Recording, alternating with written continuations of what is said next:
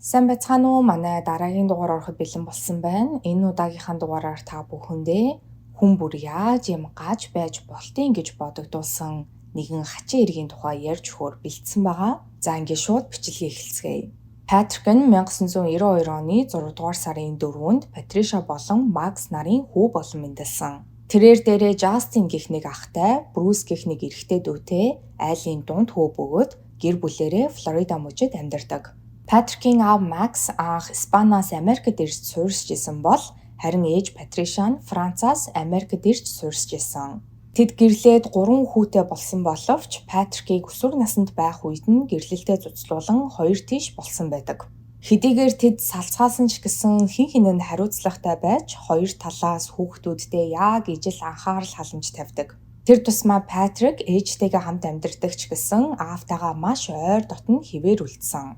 Патрикийн эргэн тойрныханд хүмүүс түүнийг дүрслэхдээ хүүхэд болон амьтанд маш их хайртай, бусад хүмүүстэй нийтэж, илэн далангуу ямар ч хүнд чин сэтгэлээсээ хандаж, эргэн тойрныхоо хүмүүст байнга л тусалж явдаг, өрөвч зөөлөн зантай нэгэн хэмээн ярьсан байдаг. За 2017 онд Патрик 25 настай байх үедээ аавынхаа хамтаар нэгэн барилгын компанид ажиллаж исэн. Энэ оныхон 6 сард нь Патрик болзооны аппликейшнаар дамжуулан Орландо хотод амьдардаг, банкнд ажилладаг Джессика гэх нэгэн эмэгтэйтэй танилцдаг. Патрик Джессика хоёр танилцаад хоорондоо утсаар ярьж, зурвас бичилсэж эхэлсэн бөгөөд энэ үеэс эхлүүлээл нэг нэгэндээ маш хурдан татагдаж эхэлсэн.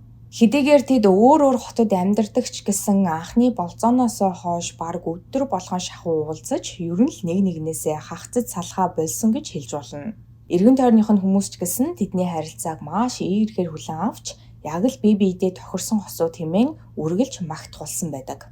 Патрик ч гэсэн өөрөө ээжтэй болон гэр бүлийнхэндээ Джессикагийн талаар байнга магтаж ярьдаг байсан ба Джессикаг заяаны ана гэж бодож байгаа талаараа хүртэл ярьж исэн удаатай.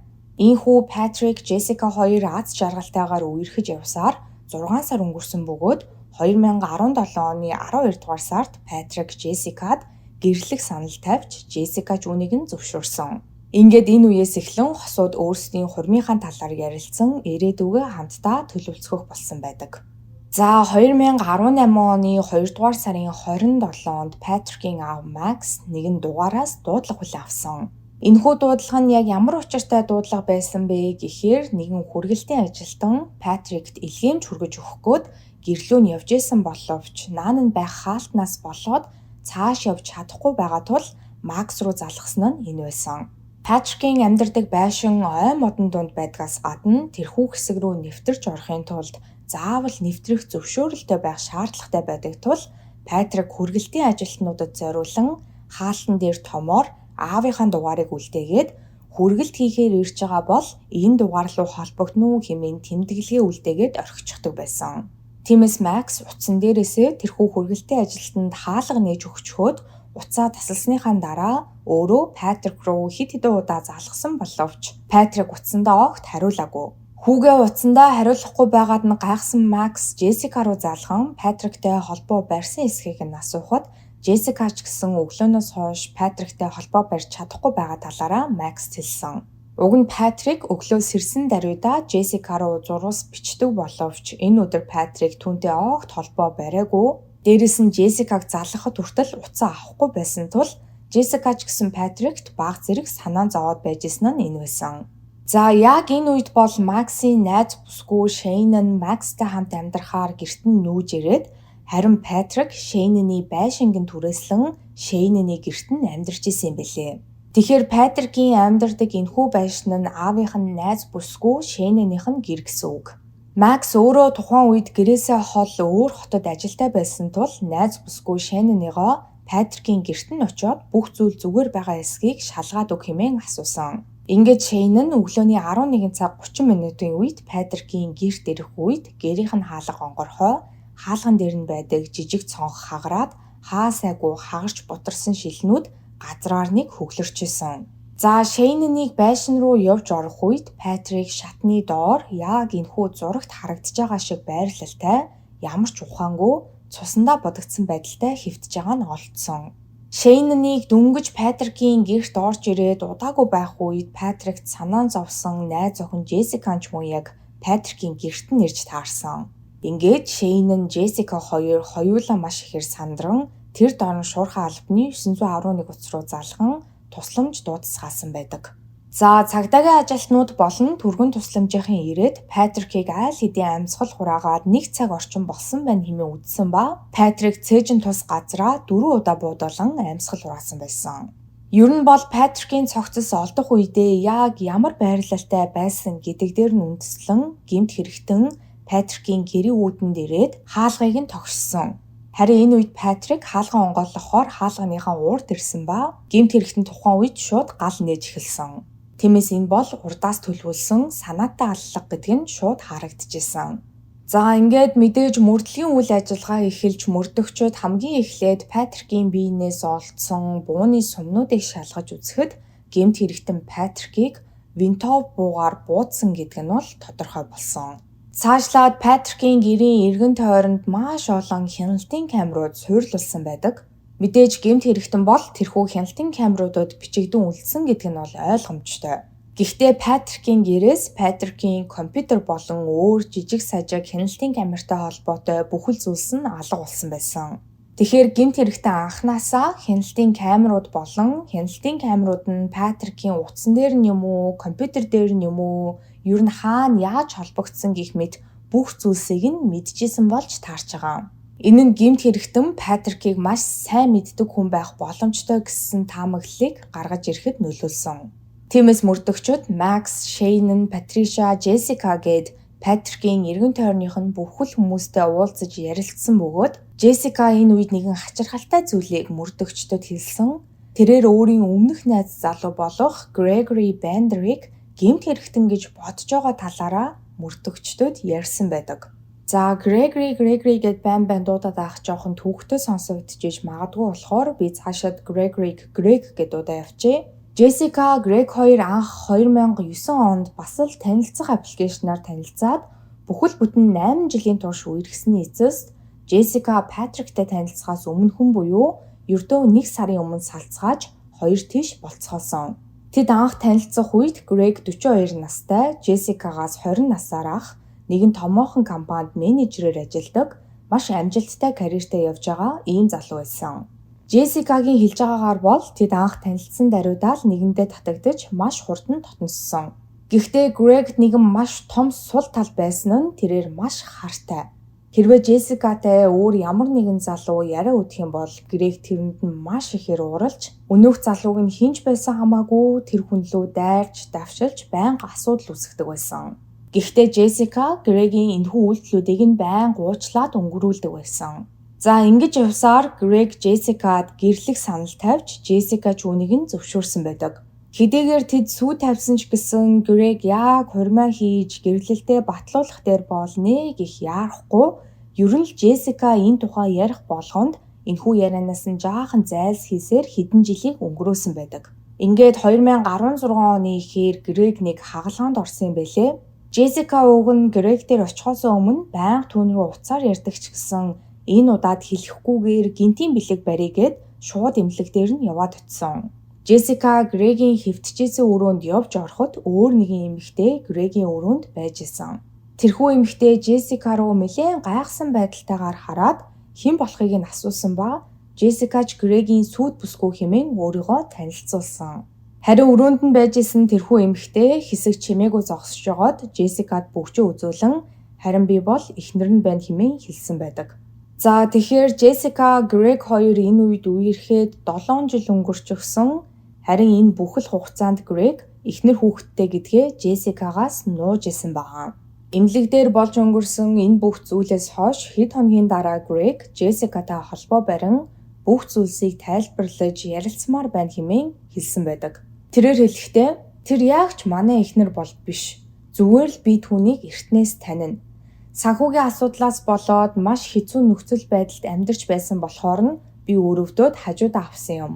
Тэгээд яг Явандаа хүүхэдтэй болоод хүүхдээ гэрийнхээ ойрхон гайгүй сургууль сургая гэж бодсон болохоор л би түүнийг гэрээсээ явуулаагүй. Надтай хамт амьдрахыг нь зөвшөөрсөн. Бид хоёрын дунд ямар ч хайр сэтгэл байхгүй. Бид хоёр нэг оронд ч хамт унтдаггүй. Энэ бол гэрлэлт гэхээсээ илүү зүгээр л нэг хамтран амьдрагчид шиг харилцаа хэмээн тайлбарласан байдаг. За хамгийн хачирхалтай нь Джессика бол энэ ярьсан бүхэнд нь итгээд Грегтэй харилцаагаа дуусгаагүйгээс гадна хурдхан гэрлэлтэд цуцлуул хэмээн Грегээс шаардаж эхэлсэн. Гэхдээ мэдээж ойлгомжтой Джессикагийн хүсэжсэн шиг Грег гэрлэлтэд цуцлуулаад өөр дээр нь гүгээд ирээгүй. Бүтэн 1 жил өнгөрсний дараа ч гэсэн Грег эхнэрээсээ салахгүй байсан тул Джессика Грегээс салахаар шийдэж түүнээс холбоогоо таслаад 1 сар болж байх үедээ Патриктай танилцсан. За Патриктай үерхэж эхэлснийхаа дараа Джессика Грег Патрикт ямар нэг муу зүйл хийж магадгүй хэмээн айж байсан тул үерхлээ айл болох нууц байлгахыг оролдож исэн.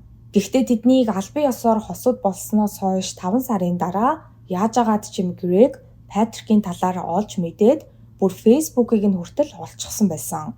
Ингээд Грег Патрикийн Facebook руу хэд хэдэн удаа сүрдүүлсэн, занл хийсэн өнгө аястай зурвсуудыг илгээсэн байдаг.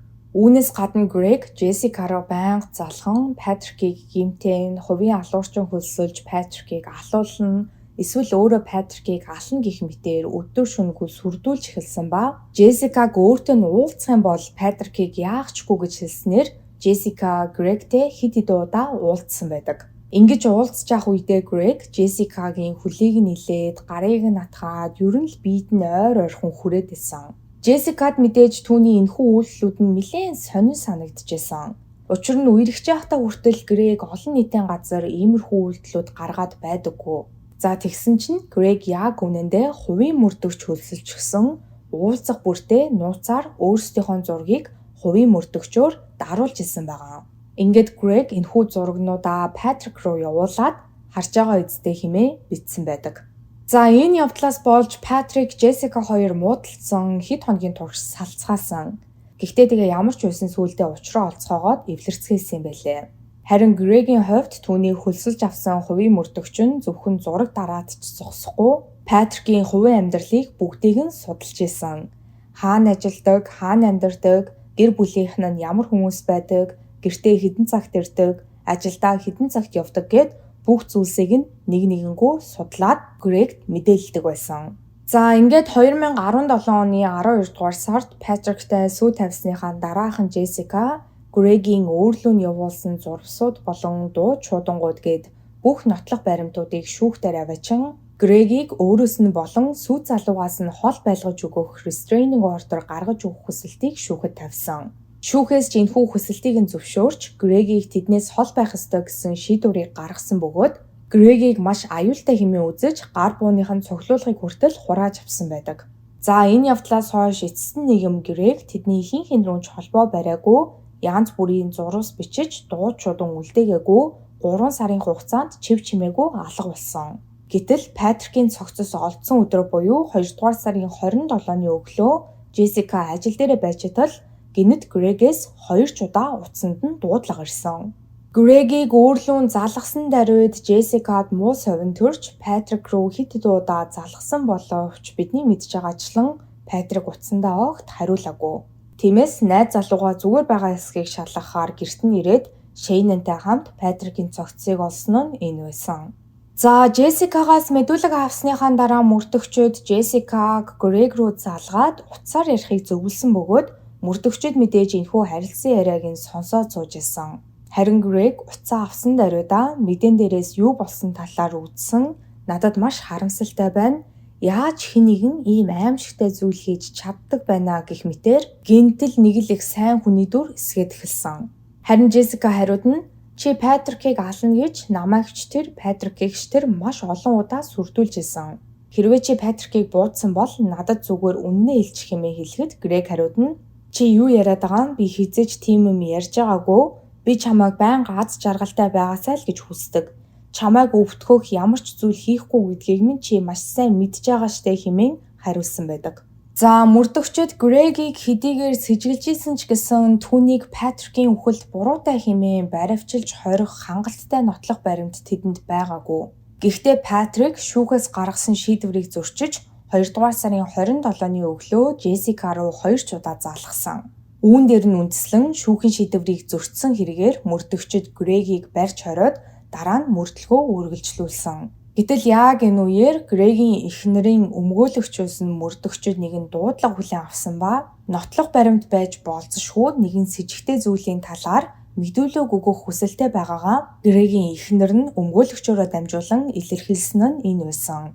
За яг үнэндээ бол Грегийн эхнэр нь түүнээс 2017 оны 12 дугаар сард салахаар шийдэн салах өргөдлөө шүүхэд айл хэдийн өгсөн байсан байлээ. Грег ч энэ үед нь эхнэрээсээ салахгүй хэмээн бөө юм болж нэлээд их асуудал үүсгэсэн ч гэсэн эцэст нь хоёр талаас хоёулаа салах шийдвэрийг хүлээн зөвшөөрцгөөсөн. Ингээд Грег гэрээсээ явж өөр газарт амьдарч эхэлсэн ба эхнэр нь гэрээ янзалж агаад Грегийн үлдээгээд явсан нэгэн цэнхэр өнгийн тэмдэглэлийн дэвтрийг олсон байдаг. За тэрхүү тэмдэглэлийн дэвтэр дээр яг юу бичсэн байсан бэ гэхээр ерөнхийдөө хэн нэгний амь насыг хэрхэн хөнөөх талаар дэлгэрэнгүй төлөвлөгөө гаргасан байсан.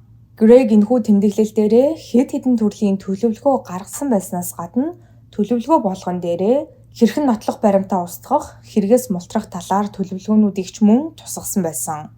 Ингээд Грегийн эхнэр нь түүнтэй холбогдсон энэ юун учиртай тэмдэглэлийн дэвтэр болох талаар өөрөөс нь асуусан бөгөөд мэдээж Грег бүх зүйлсийг ницааж наадах чинь зүгээр л миний төсөөлөл жинхэнэ амьдрал дээр юу гэж ийм юм байх втэ. Зүгээр бодлоо цэгцлэх гээд трийгээ цаасан дээр буулгасан юм гэж хэлээд тэмдэглэлийн дэвтрээ аваад буцаад явсан байдаг. Хэдийгээр Грегийн эхнэрт энэ нь нэлээд с ิจ гтэй санагдчихсэн ч гэсэн тухайн үедээ жоохон бодож жогоод тэгсгээд мартчихсан. Гэхдээ мэдэн дээрээс Патрикийн үхлийн талаар олж хараад тэрхүү тэмдэглэлийн дэвтэр шууд санаанд нь орж ирсэн байгаа.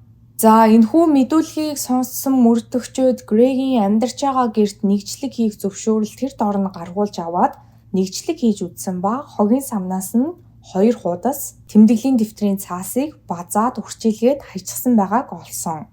Тэрхүү цаас нь үнэхээр л яг өнөөх тэмдэглэлийн дэвтрийн 2 хуудас байсан бөгөөд тэрхүү 2 хуудас цаасан дээр Патрикийн гэрлүү явах газрын зургийг зураад наан нь байдаг хаалтыг хэрхэн амжилттай нэвтрэх талаар хүртэл төлөвлөгөө боловсруулад Патрикийг хөнөөхдөө ямар буу ашиглахаач гэсэн бичээд тэмдэглэчихсэн байсан. Цаашлаад гэмт хэрэгээ дээрэм мэт харагдуулахаар төлөвлөж Патрикт хероин болон фентанил тарьж түүнийг мансууруулахаар төлөвлөж исэн байгаа. За Грегийн энхүү цаасан дээр газрын зураг болгон Патрикийн гэрлүү очих замыг зурж тэмдэглэсэн хүртэл цаанаа учиртай. Яагаад гэвэл хэрвээ Google Map ашиглах юм бол дараа нь мөрдөгчөд хаагур явсныг нь доор нь шалгаад олоод мэдчихнэ.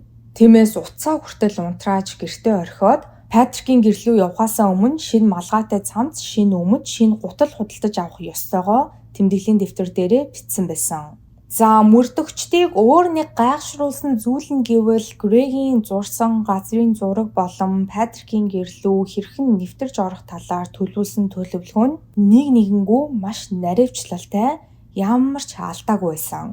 Хэдийгээр мөрдөгчд Патрикийн амь насыг хөнөөсөн Винтовбог олоогүй ч гэсэн Грегийн бууны цуглуулгаар хийдэг зориулалтын хайр цагнаас нь яг адилхан буу орох хэмжээтэй хийгдсэн хоосон хайрцгийг олсон. Гэхдээ буу нь бол тэнд нь байгаагүй. Тэгэхээр Грег ямар нэг байдлаар тэрхүү бууга нуусан байх боломжтой. За анхандаа Грег Патрикийн гэрт нэвтэрч ороод Патрикийг мансууруулад гэмт хэрэгээ анханасаа дээрмийн зорилгоор үйлдсэн мэтээр харагдуулахаар төлөвлөж исэн ч Яванда энэ нь бүтэхгүй гэдгийг бол мэдсэн. Учир нь Грег өөрөө 51 настай, Патрикийг бол яагаад ч биеийн хүчээр дийлэхгүй, дээрэс нь Патрик мэдээж түүний үгэнд ороод томоотой сууж байхгүй гэдг нь бол ойлгомжтой байсан. Тийм болохоор Патрикийг хаалгаа нээсэн даруйд нь буудан амь насыг нь хөнөөхөөр төлөвлөсөн. За өмнө нь хэлсэнчлэн Патрикийн гэрлүү очихын тулд заавал нэвтрэх зөвшөөрөлтэй байж ич цаанаас нь хаалга нээгдэж цааш нэвтэрдэг тул Патрик хүргэлтийн ажилтнуудад зориулан аавынхаа утсыг бичээд үлдээчихсэн байдаг гэдгийг ч Грег мэдчихсэн. Тиймээс хэрэг гардаг өдөр Грег Макс руу залхан өөрийгөө хүргэлтийн ажилтан хэмээн худал хэлж хаалтыг онгойлгуулсан байдаг. Үүгээр зогсохгүй Грегийн Макс руу залгахдаа ашигласан гар утас нь ямар ч бүртгэлгүй яаж олж авсан нь мэдэгдэхгүй гар утас байснаас гадна Грег гэрээсээ гараад Патрикийн гэрлүү явах үедээ за бүр цаашлаад буцаж гэртээ ирэх хүртлээр ямар ч хяналтын камерт бичигдэлгүйгээр бүх зүйлийг төлөвлөсөн байсан. Ингээд Грег Патрикийн гэрийн урд ирээд Патрикийг хаалгаач онгойлгож амжаагүй байх үед нь хаалганых нь гаднаас түүнүү 4 удаа бодож амь насыг нь хөнөөсөн ба Үүнийхэн дараа гэрт нь орж хяналтын камерт холбогдсон бүх хэрэгслүүдийг нь аваад хэргийн газраас зугтсан. За ингээд мөрдөгчөд гэрт нь нэгжлэг хийж явах явцдаа олсон нотлох баримтуудаа 51 настай Грегийг Патрикийн үхэлдгийн буруутай хэмээн үзэхэд хангалттай хэмээн үзээд Патрикийн хоригдоод байсан шалтгааныг нь хүн амны гэмт хэргийн с ิจ гтэн болгож өөрчилсөн. Өмнө нь хэлсэнчлэн энэ үед бол Патрик айл хэдийн шүүхийн шийдвэрийг зөрчсөн хэрэгээр хоригдчихсэн. Гэхдээ түүний хоригдчихсэн шалтгаан нь өөрчлөгдөж шүүхийн шийдвэрийг зөрчсөн биш, хүн амны гэмт хэргийн гол с ิจ гтэн гэх шалтгаанаар хоригдож эхэлсэн байгаа.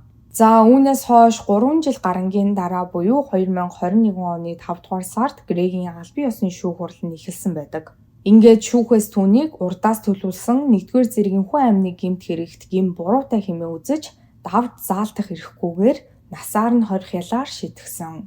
Одоогийн байдлаар тэрээр ялаа эдлээд шоронд хоригдож байгаа юм байна. За энэхүү хэргийн хувьд бол баригдахгүй гэмт хэрэг гэж байдаггүй гэдгийг тод томруунаар харуулсан ийм хэрэг байлаа.